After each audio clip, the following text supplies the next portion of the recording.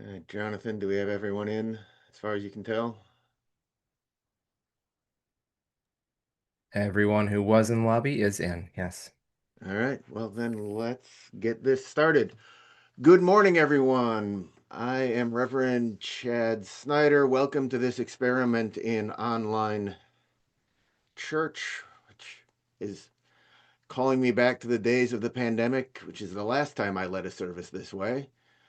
I am coming to you with Amy, who's right there, from Northeast Minneapolis, where we've got a good 9 or 10 inches of snow. So I'm glad you didn't ask me to drive over today. It would have been more interesting than I wanted it to be. And we are going to get things started this morning with opening words from the Sufi poet, teacher, and saint Rumi. This being human is a guest house. Every morning, a new arrival, a joy, a depression, a meanness, some monetary awareness or momentary awareness comes as an unexpected visitor. Welcome and entertain them all. Even if they're a crowd of sorrows who violently sweep your house empty of its furniture, still treat each guest honorably. He may be clearing you out for some new delight. The dark thought, the shame, the malice, meet them at the door laughing and invite them in. Be grateful for whoever comes because each has been sent as a guide from beyond.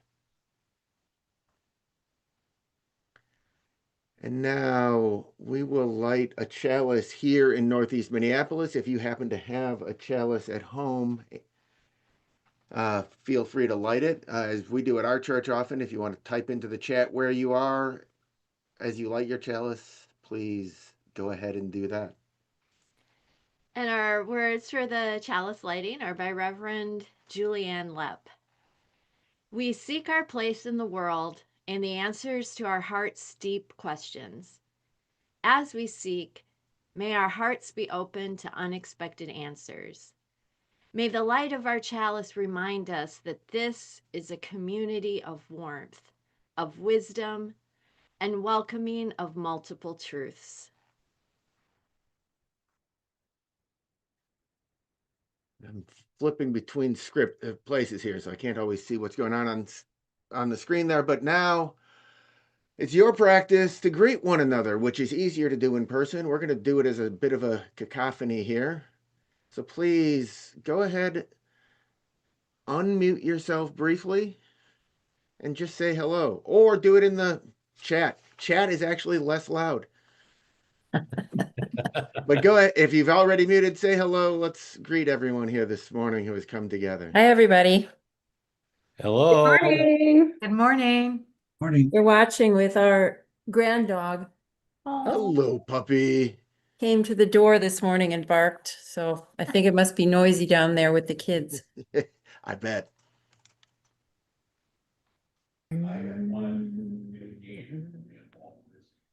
It's kind of fun to be snowed in. We made a big pot of soup last night and we're going to do our taxes today. Well, you do know how to enjoy a good blizzard. Oh yeah, after we plow snow. There's lots of shoveling to do. All right. Well, I am going to move my screen around a little bit here so I can still sort of see what's going on. As we move, that's the wrong thing.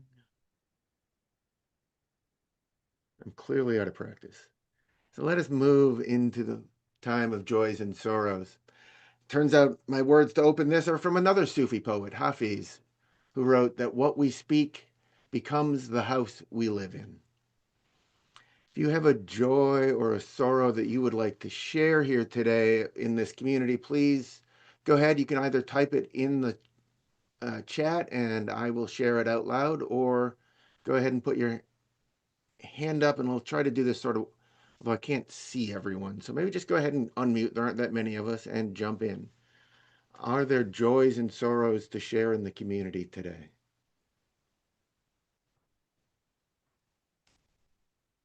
I'll get the ball rolling. I'm thankful for my neighbor Andy, who's right now blowing the snow off my driveway. It's great.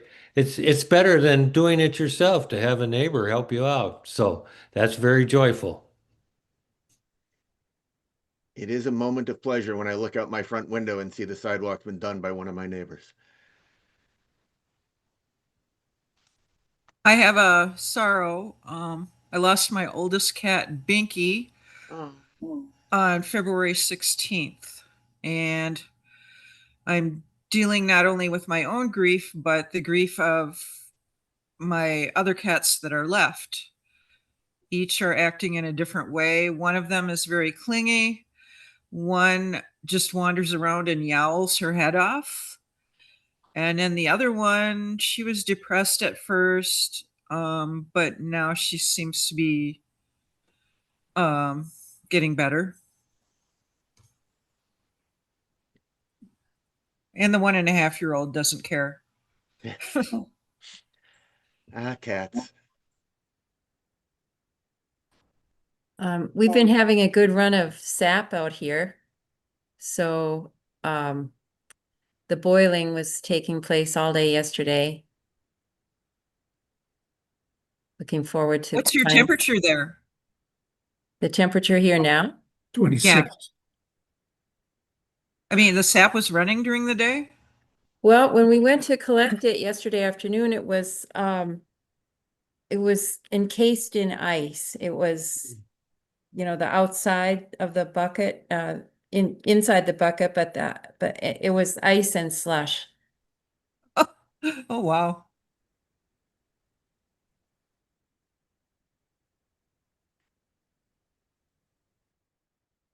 Are there any other joys or sorrows here this morning?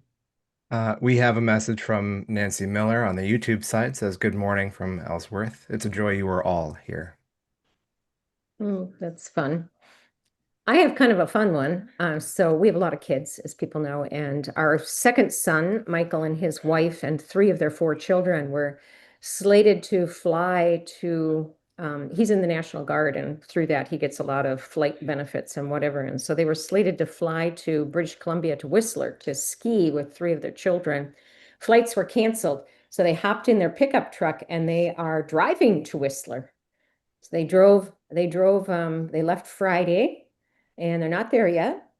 They drove through North Dakota, up by Minot into Canada, across Canada, through the Canadian Rockies, slept last night on the west side of the Canadian Rockies, and they'll drive north of Vancouver today and get to Whistler to ski. So they've turned a ski trip into a wild ass adventure. Indeed. So it's a joy. It's a joy, I think.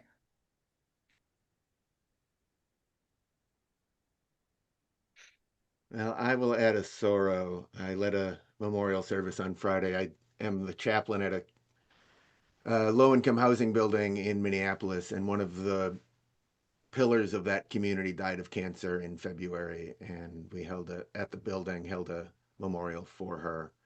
And just to hear this, I mean, it is a sorrow, but in the sorrow, there was the spark of the joy of the lives that she really did impact and change, including one man who she got out of a life of, in his 50s, got him out of his life of being a drug dealer. Oh. And so, I learned a lot about her that day. Yeah.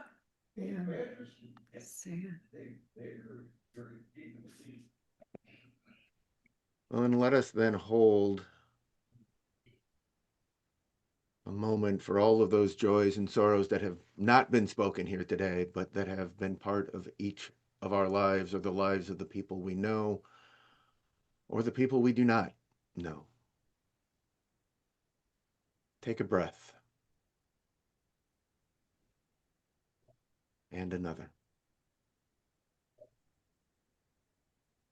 Spirit of love, of living, of the very breath that connects us, one with another, each with all, to be part of this shared living. It can be a lot. Our hearts burst with joy, shared, and they bleed, sliced by news of fear and loss and sorrow. To be part of this shared being is a lot. It is what makes us human and holy. It all leaves a mark if we let it. So let us let it. Let this be our prayer. Spare me from an unscarred heart.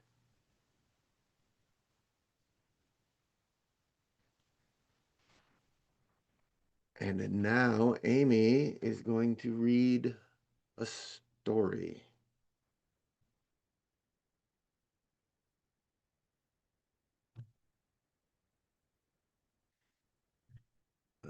Let's see. I'm going to make sure she knows. How to move the slides. Well, he will move them for you on the screen if you can read this. I can read it here. Yeah. Okay. Yeah, if I miss my cue, just tell me to move on. Okay. So go ahead. Okay. This is a Last Stop on Market Street by Matt de la Pena. CJ pushed through the church doors, skipped down the steps. The outside air smelled like freedom, but it also smelled like rain, which freckled CJ's shirt and dripped down his nose. He ducked under his Nana's umbrella, saying, "How come we gotta wait for the bus and all this wet?" "Trees get thirsty too," his Nana told him. "Don't you see that big one drinking through a straw?" CJ looked for a long time, but never saw a straw.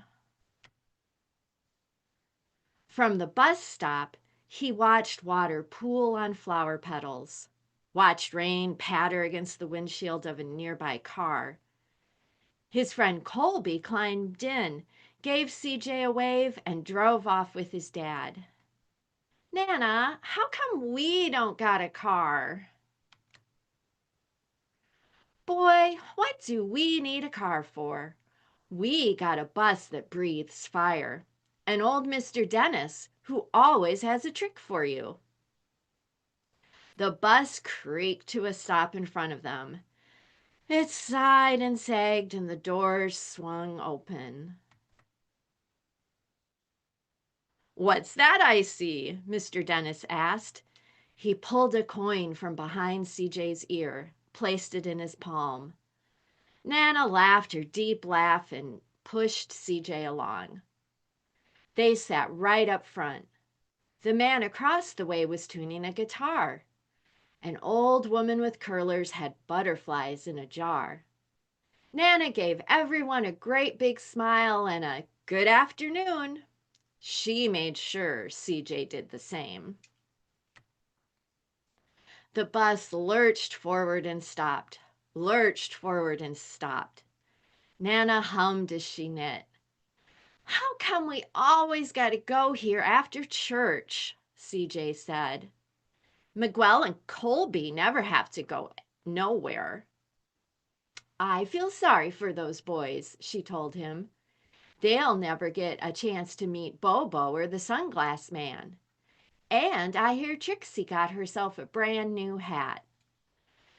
CJ stared out the window, feeling sorry for himself. He watched the cars zip by on either side, watched a group of boys hop curbs on bikes.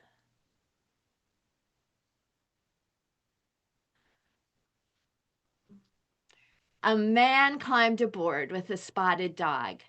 CJ climbed up and gave up his seat. "How come that man can't see?" "Boy, what do you know about seeing?" Nana told him. "Some people watch the world with their ears."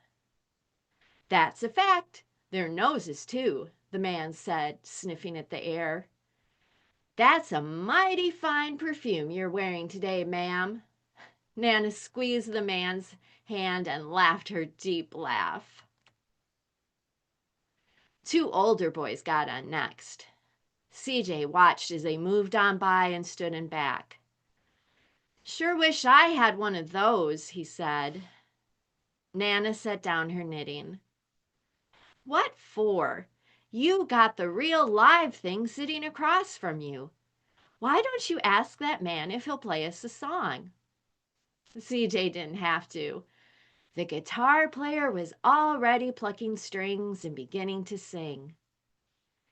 To feel the magic of music, the blind man whispered, I like to close my eyes. Nana closed her eyes too. So did CJ and the spotted dog. And in the darkness, the rhythm lifted CJ out of the bus, out of the busy city. He saw sunset colors swirling over crashing waves, saw a family of hawks slicing through the sky, saw the old woman's butterflies dancing free in the light of the moon. CJ's chest grew full and he was lost in the sound, and the sound gave him the feeling of magic. The song ended and CJ opened his eyes. Everyone on the bus clapped, even the boys in back. Nana glanced at the coin in CJ's palm. CJ dropped it in the man's hat. Last stop on Market Street, Mr. Dennis called. CJ looked around as he stepped off the bus. Crumbling sidewalks and broken down doors, graffiti tagged windows and boarded up stores. He reached for his Nana's hand. How come it's always so dirty over here? She smiled and pointed to the sky. Sometimes when you're surrounded by dirt, CJ, you're a better witness for what's beautiful. CJ saw the perfect rainbow arcing over their soup kitchen. He wondered how his Nana always found beautiful where he never even thought to look. He looked all around them again, at the bus rounding the corner out of sight, and the broken streetlights still lit up bright, and the stray cat shadows moving across the wall. When he spotted their familiar faces in the window, he said, I'm glad we came.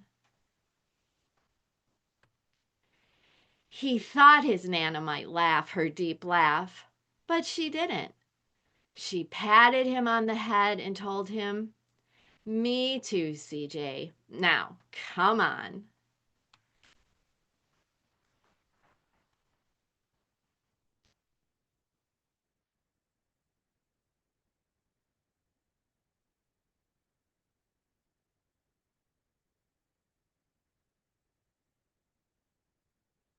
Give us a moment for technical difficulties. There we go.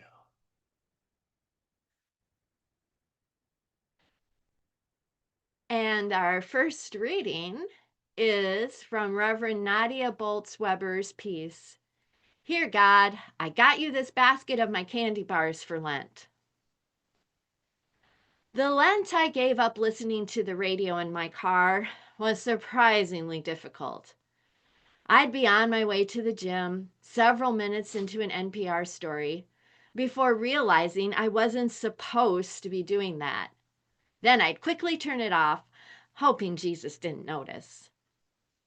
For hundreds of years, Christians have chosen to set aside a small amount of comfort during the 40 days before Easter. We give up chocolate, gossip, social media, or some other form of anesthesia we use to insulate ourselves from pain. We peel away one thin layer between ourselves and what is true. And it's pretty easy to think we're doing God a favor with all this self-denial. Like we're gathering up a big basket full of candy bars and hours on Facebook to offer God, like some kind of bad habit charity drive for the Almighty. And then, if there happens to be one less Snicker bar in the basket because I succumbed to temptation and ate it myself, well, then it's a Lent fail. But there is no winning or losing at Lent. I cannot impress God by giving up sweets or Instagram, nor can I disappoint God by indulging in them after I promise not to. Lenten fasts and disciplines simply allow me to see my small comforts and layers of insulation for what they are. The things I reach for to feel safe and cared for, if not by God, then at least by myself. The things I use, often without thinking, to take the edge off being alive.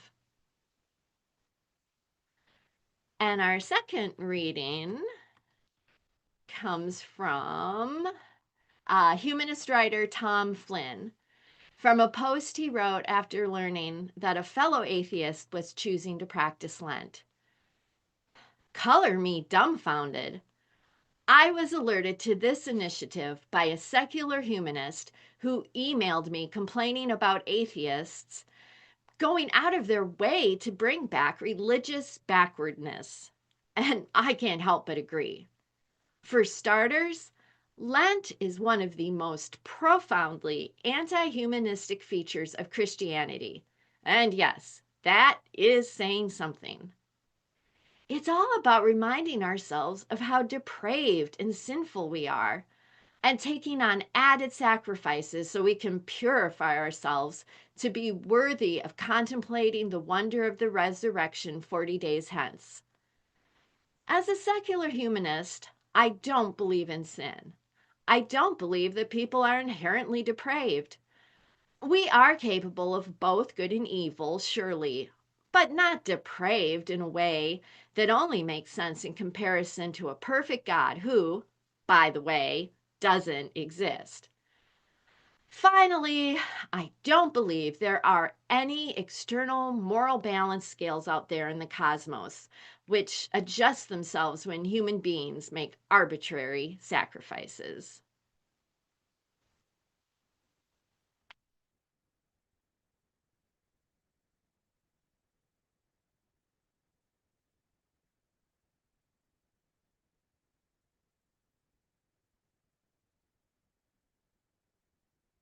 So there's this point when I was a kid.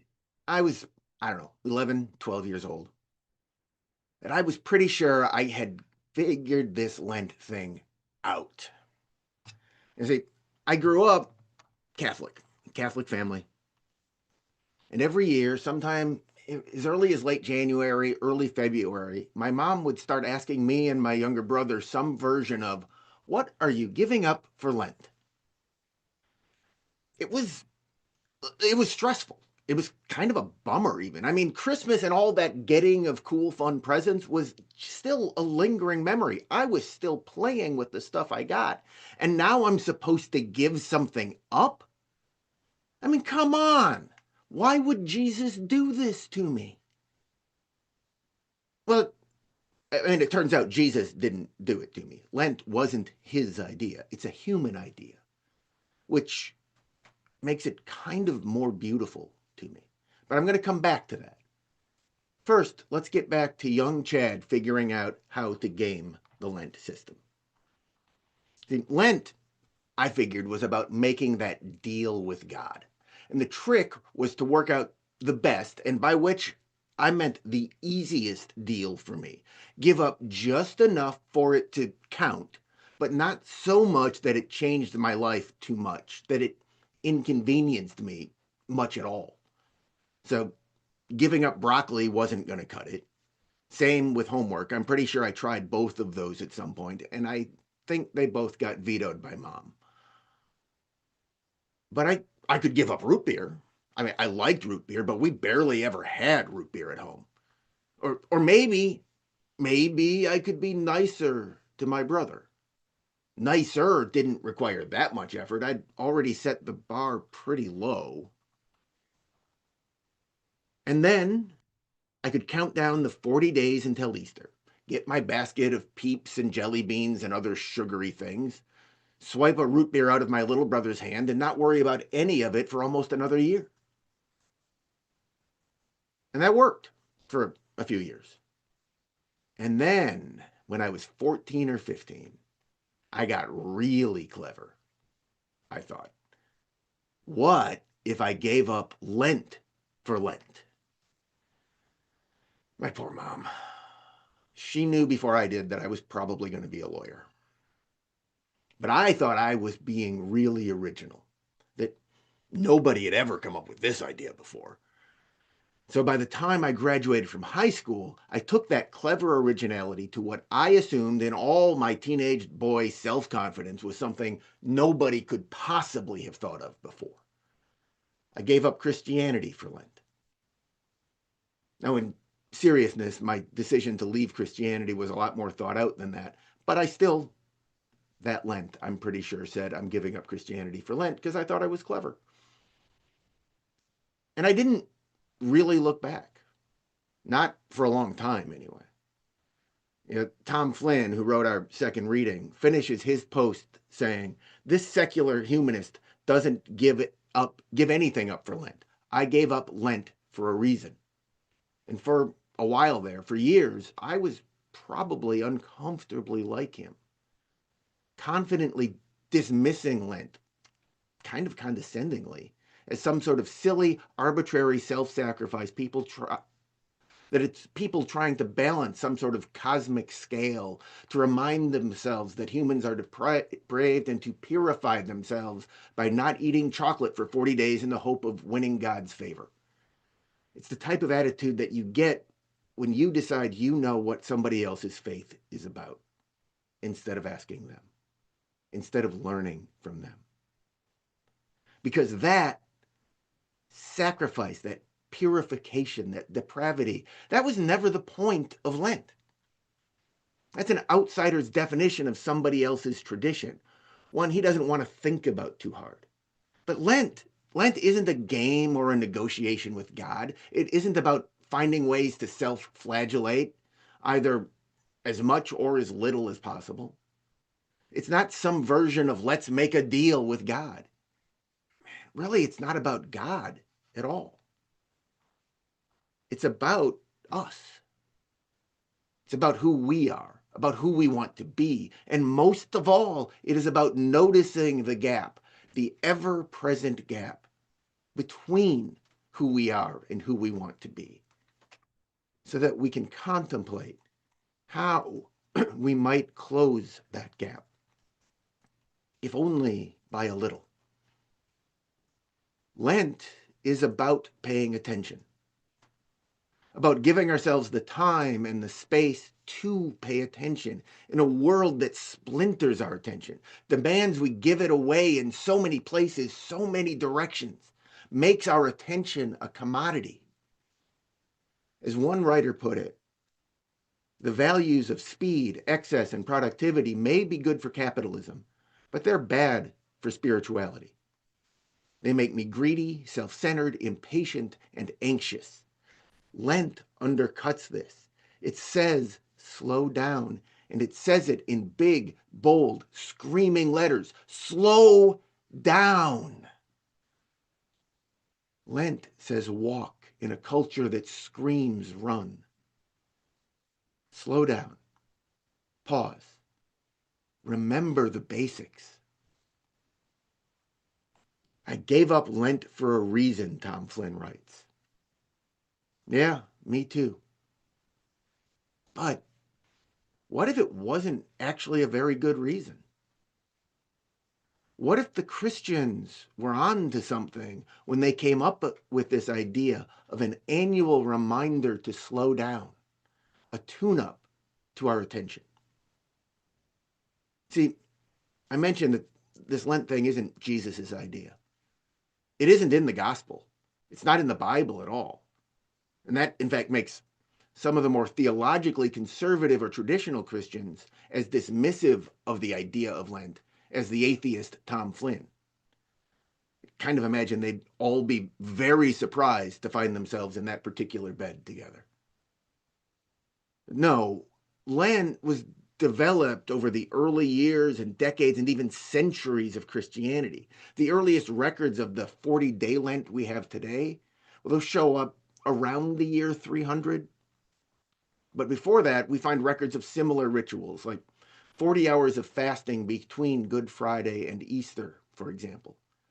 Rituals practiced by the first Christians as they found a way to consider and contemplate how to prepare themselves for Christ's return. Because in those early days, the belief was he was coming back any day now. It was only as years passed without that return that the Christians began to realize that, well, shoot, we could be living in this world maybe a long time, maybe entire lifetimes and generations, waiting for that return. And to stay prepared that long, to stay true to the love your neighbor as yourself teachings of Jesus for that long, well, that was going to be harder. I mean, that's a message that is so easy to forget in the day-to-day stuff that just comes with being a person, just being alive, with having actual neighbors, with being one of those neighbors. Because some neighbors are, well, I mean, look, Jesus didn't teach that good fences make good neighbors, but if he had, that might have been one of his most famous teachings.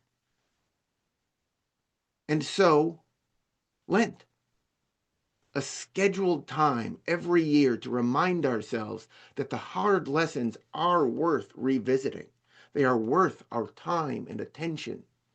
To remind ourselves of, to make ourselves notice the pain in the world and to notice the ways we might contribute to that pain. The ways we might even benefit from the systems that allow the pain, the inequity, the injustice to persist in the world. To allow space for lament and for atonement. But not only that, because when we allow that space for lament and atonement, for letting ourselves notice what makes us grieve and regret, to notice the pain, we also notice what is important to us, what we hope for, what we wish for, what we love. We find the capacity to pay attention to the good, the true, and the beautiful amongst that pain. To give up some of those easy comforts, not as punishment, but as a way to strip away one layer of the stuff that keeps us from noticing each other, a layer between us and the true. To strip away what keeps us from seeing that perfect rainbow framed by the rundown buildings, or from closing our eyes to really hear the music and hear the magic in a song on a bus. A joy, a depression, a meanness, some momentary awareness comes as an unexpected visitor, writes Rumi in our opening words this morning. Be grateful for whoever comes, because each has been sent as a guide from the beyond. Rumi's poem casts each of us, each person, as a home, visited by guests that may bring joy or may bring challenge, and probably bring both. Our task is to notice them all, give our attention to the messages they bring, the lessons they may teach us about ourselves and the world. And maybe, yes, maybe they will violently sweep out our home, rearrange the furniture, leaving nothing as it was. And maybe that's what we need every now and then.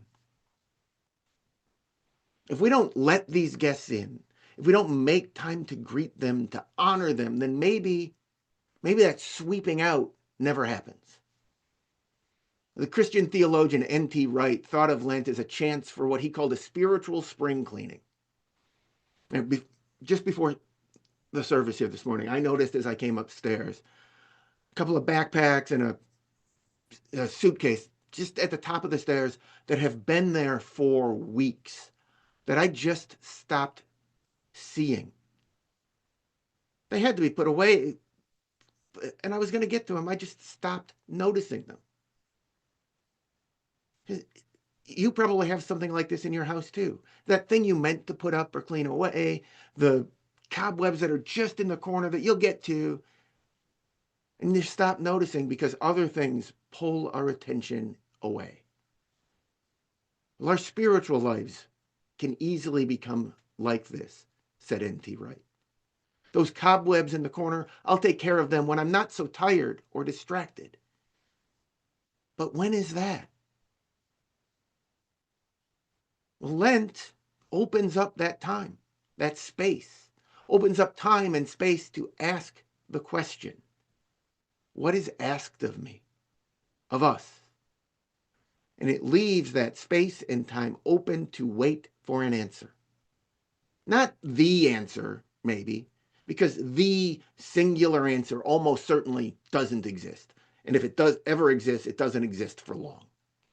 But an answer that is different at different times, different each year when Lent comes back around again, different in new places or contexts, in response to changed events or circumstances in our lives, in the lives of the people we know and love, the lives of neighbors and strangers who share this creation, this existence.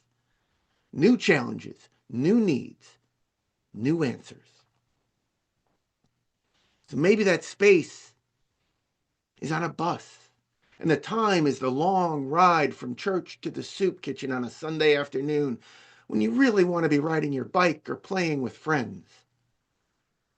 Or maybe it's that second, that half second when you catch yourself reaching for a Snickers or for TikTok or Facebook or Instagram or whatever on your phone. Is that half second, that flashing moment when you catch yourself and wonder, why am I doing this now, here?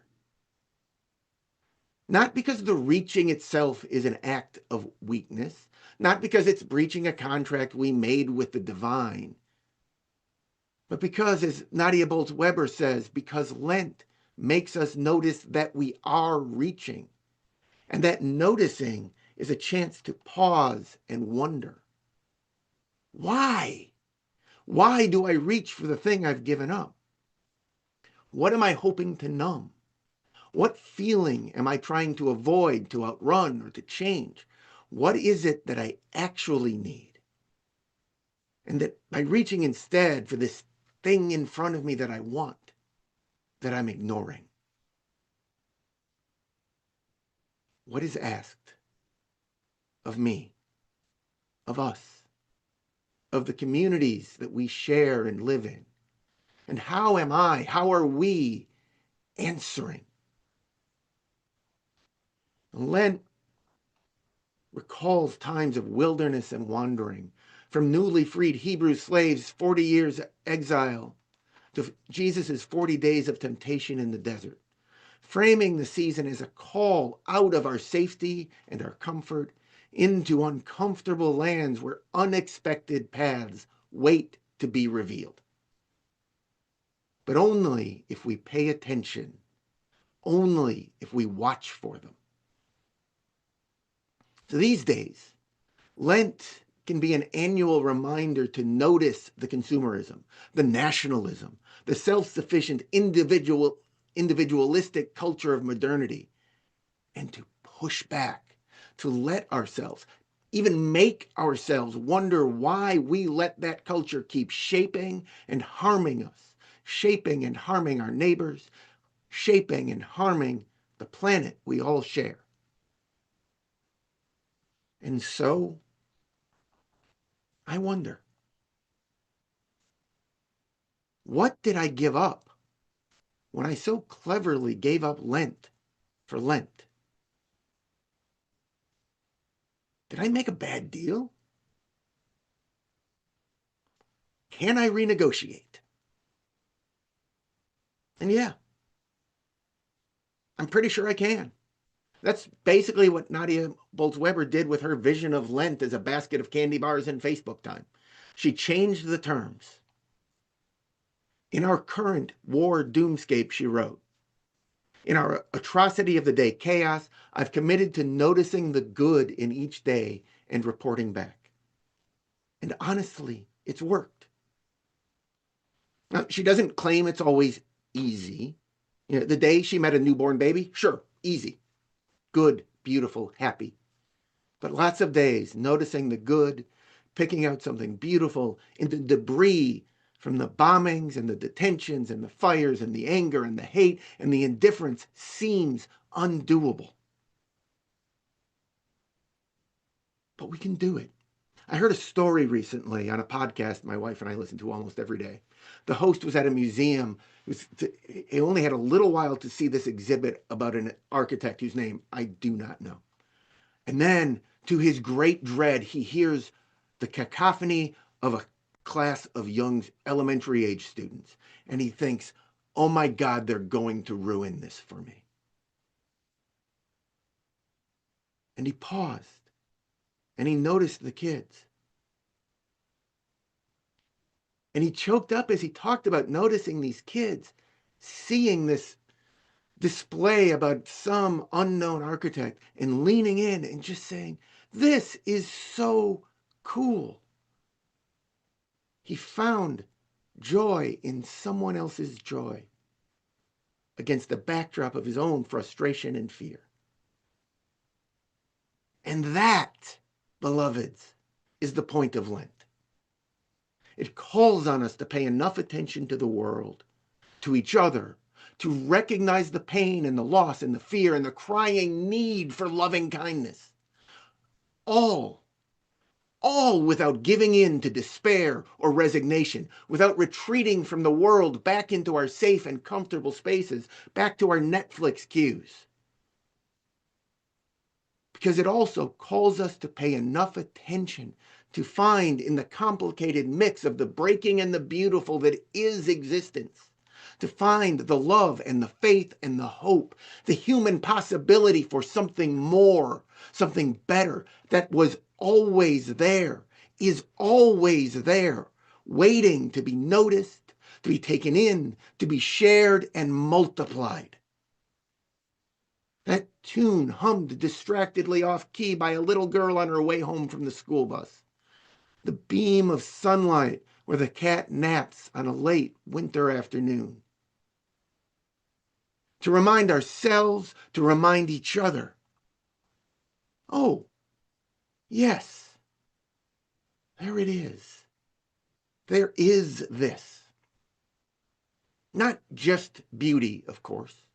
Life, existence, existing, humanity, it's all far too messy to be just beauty. But in that mess, this. In noise, a melody. In the mud, the lotus. And we can make more. So may we hear the melody, yes, but may we add to it, sing along, harmonize, see the flowers, smell them, but also help cultivate a garden. May we take the time to notice the need and to see in ourselves and in each other the answers to those needs. May it be so, because we make it so. Ashe, and blessed be.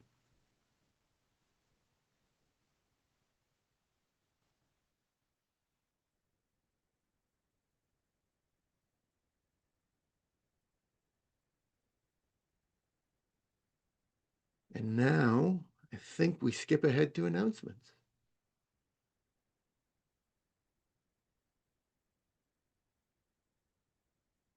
And I previewed these, and it looks like you have some very interesting services coming up.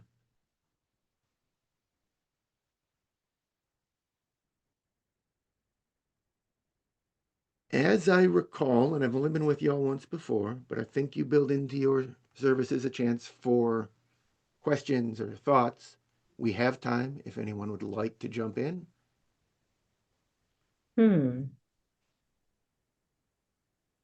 I I'll could jump in. Yeah. Oh, Go ahead.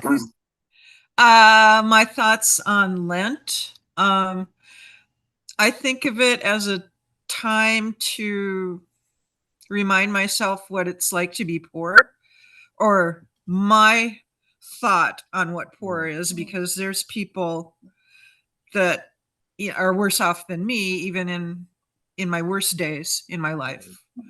I think about back when I was in my first apartment, and I lived off of baking powder biscuits, and I'd scrounge in the car seat for change. And if I found 7 cents, I could buy a day old donut.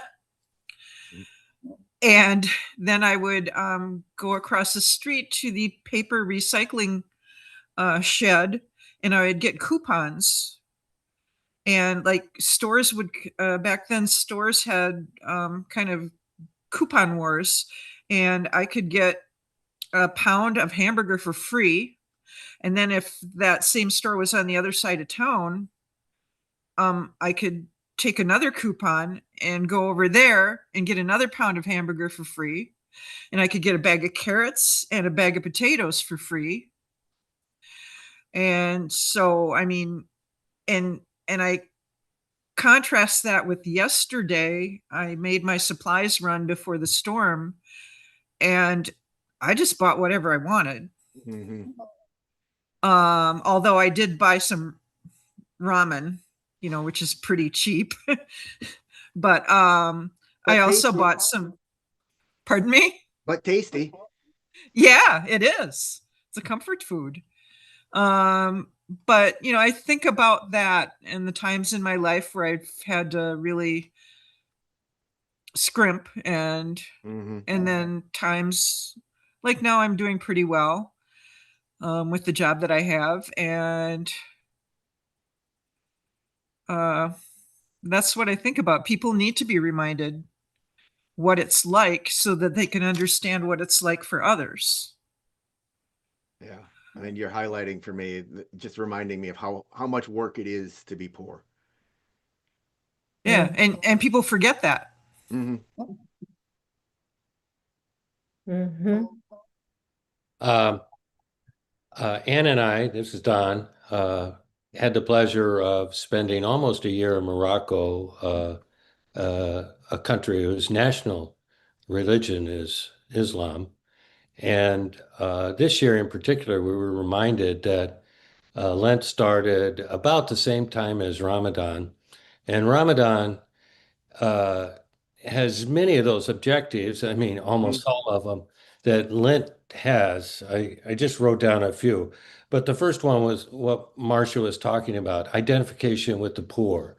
That develops a spirit of compassion.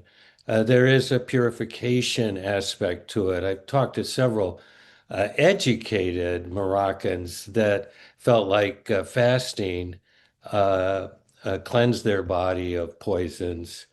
Um, the focus, of course, is on religion, spirituality, um, and there's a self-discipline aspect to it. That if you can go all day without food and water, then you're showing that you have some control over that gap of, who you are and what you want to be.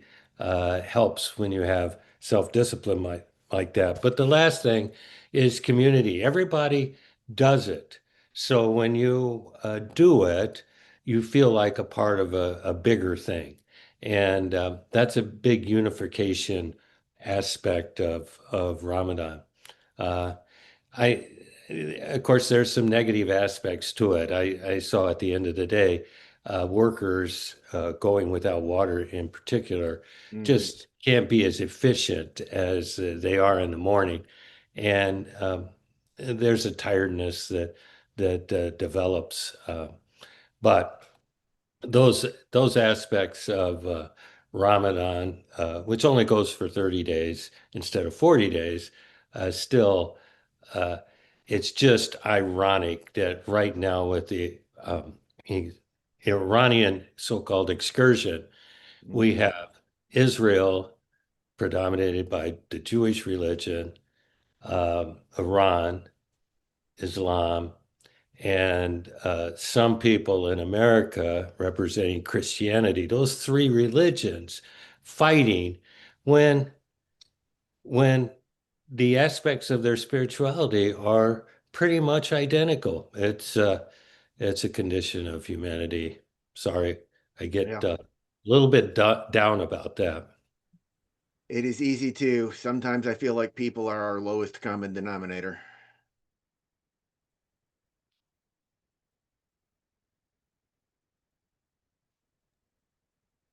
Yeah, Don, I was going to raise that same question, just kind of comparing, contrasting Lent and Ramadan. Where I worked, we had several physicians who, went along with not eating during Ramadan, and I actually worried about them working, working long days and not being.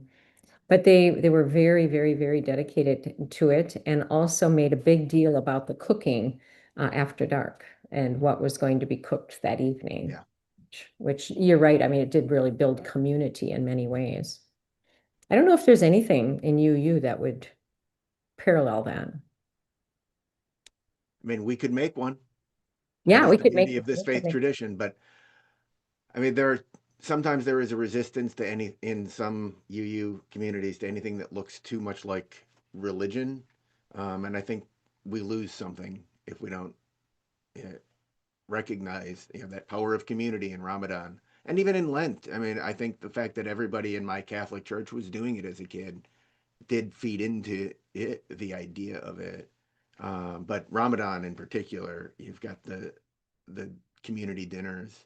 Sometimes, often inviting people from other traditions to join them. It really is something powerful, I think. And I thought about working that into this, but I already had enough words, so I decided I couldn't go off on another tangent.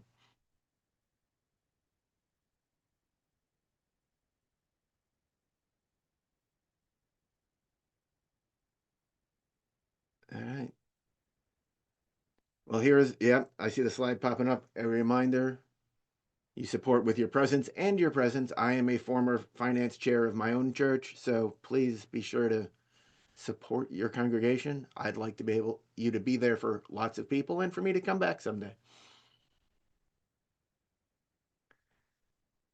Finally, we'll close. You see, I've got two sets of closing words here.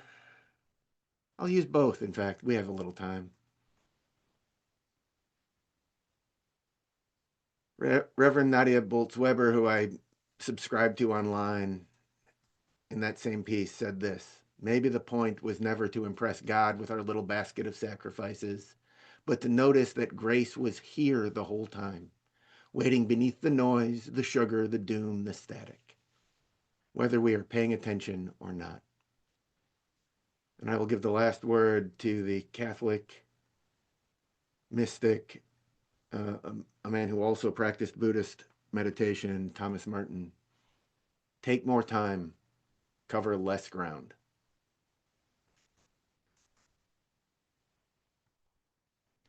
Now, I'm not sure how we're going to do this closing circle. I don't know if there's somebody brave enough to sing for everyone. You could all go off mute and sing it together. It's a beautiful cacophony when you do that, but it is a mess.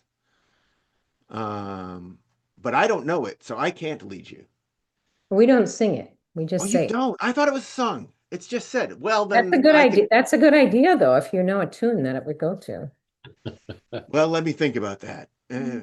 All right, reading I can do. So please read along. I'm going to say maybe, what the heck? Go off mute. Let's read this together loudly and messily. I'll get us started. Go out into the world in peace. Have courage. Have courage. Question all things. Hold on to Hold on to what is good. No, return to Return no to no person. person. Evil for evil. Strengthen the faint-hearted. Support the weak. Help the suffering. Honor all beings. A Doppler effect. Yeah. Bye, everybody. Thank you. Thank you all. Thank Good to sort of Thank see you. y'all again. How do I hang Thanks, this up? Chad and Amy. Thank you. Yeah. All right. Have a good day, everybody. Happy shoveling. Yeah. Indeed. Be safe.